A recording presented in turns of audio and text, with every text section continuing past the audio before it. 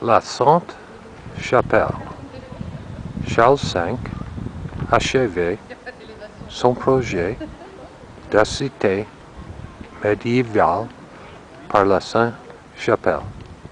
Ils ont décidé la construction en 1379, un an avant sa mort. In English, Charles V completed his development of the medieval castle with the Sainte Chapelle. He decided on its construction in 1379, a year before his death. Building work was continued by his son Charles VI. After a long interruption, work was only completed in 1552 by Henry II.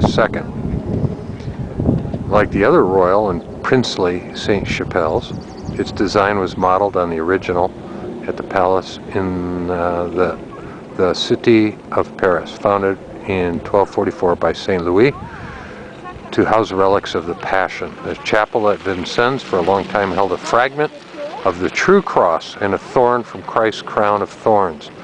A visit reveals a beautiful building richly decorated with carvings and stained glass windows. We're just going to take an exterior view. We'll probably walk over there to the keep later. But again, we've been to so many that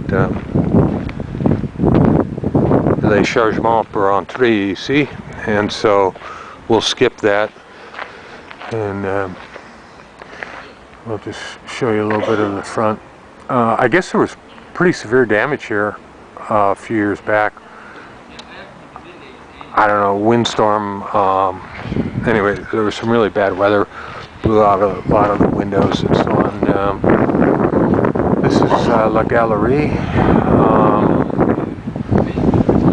I'll cover up the wind.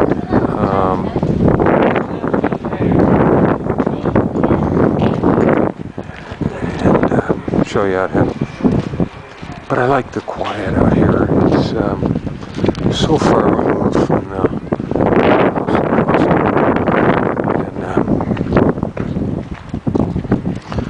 this is what it was like. Kind of neat. Maybe I'll keep this one rolling and walk this way and see if we're looking out the other side. Then we'll come back to the keep, and then we got to find something else to do today. There you go. Now those don't look like flying buttresses, but you know, I bet they are, and we've talked about that before. Allowed folks to put some windows in, new kind of architecture to help support the walls. I mean, you would think the walls were massive enough, but I said that to support the walls. It's not to support the walls, it's to support the roof and all that other kind of stuff. And But this is really kind of neat compared to some of the other, you know, I wonder what it's like to be the contractor that has to redo the roof up there. And it looks like it needs some work, and it's had some patchwork along the way. I mean, how would you like to be up there putting some new shingles down? I don't know. But it looks like maybe there's a rail there, so if you slide a couple hundred feet down, you're going to be caught on a walkway, so you won't go all the way to the ground. You'll be killed a couple hundred feet above the ground. You won't have to go the whole way. Let's just walk over there, and I'll bet that this looks out on the Bois de Vincennes. Bois being the forest.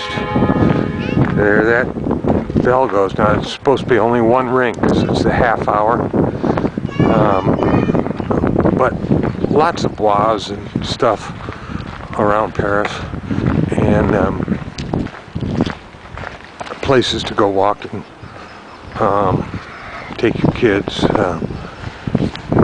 baby carriage or whatever. I don't know, I might be wrong, but we'll take a look and see if it's here.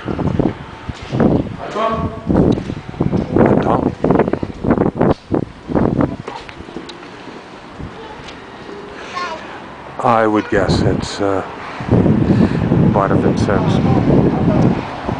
in that direction. And here's some more of the moat.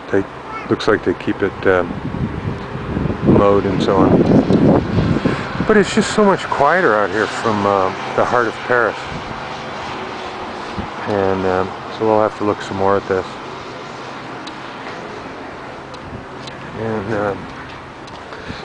And again, at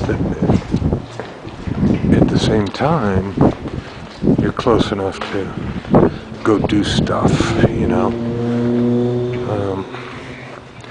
Alright, I've lost Joanne. She was over here by these arches here a little while ago.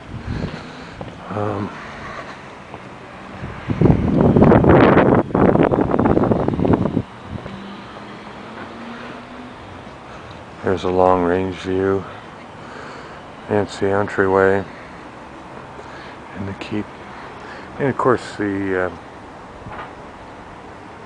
French flag.